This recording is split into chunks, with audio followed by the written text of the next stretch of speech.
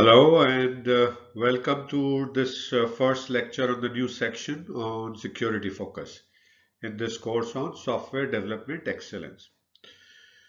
So in this section we will help you learn about strong focus on security to become excellent software development company. And we will begin by talking about what all is involved in strong focus on security to become software development company, right? Shall we? Great. So, what do you think is involved in the strong focus on security? What all do you think is involved in strong focus on security? Any thoughts? See, a strong focus on security is important for becoming an excellent software development company, as we have seen in case of the case studies provided right in the beginning. Now, security measures protect both your organization and your users from potential threats. They ensure the integrity, confidentiality, and availability of your software and data, both. Now, what are the things that you need to know about adapting the strong focus on security? Let's take a look at that. What are the various things that can be done or need to be done?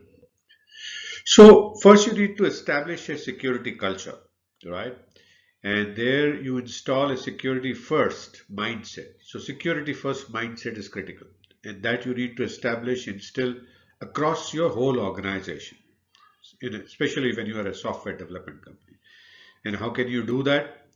You can do that by conducting security training for all team members, fostering awareness about common security threats, and encouraging a proactive approach to identifying and reporting security issues, right?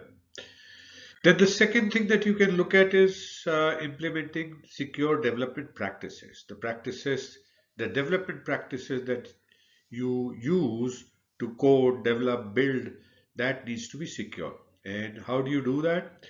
You need to conduct security reviews during design and coding phase, adopt security coding standards and best practices, and perform regular code reviews with a focus on security. Are your codes safe? That's the question you need to keep asking. And if you do that, you'll be able to integrate security into the software development lifecycle process, right? The third thing is about conducting regular security audits and assessments.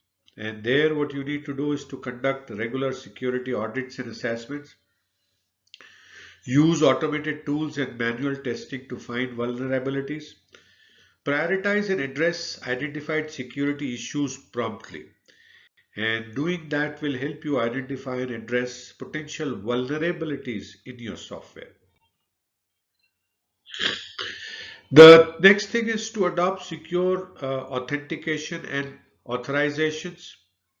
Now, that is requires you to ensure that only authorized users can access your systems and data. And that you can do by implementing strong authentication mechanisms like multi-factor authentication.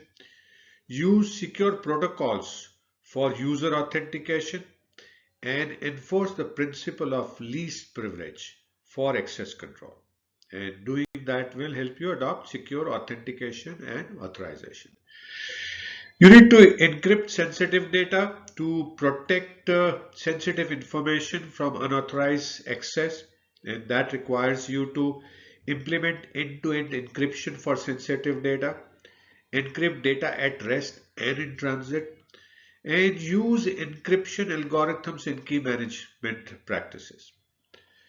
Uh, Also, you need to regularly update and patch system. And for that, you need to address vulnerabilities in third-party software and libraries.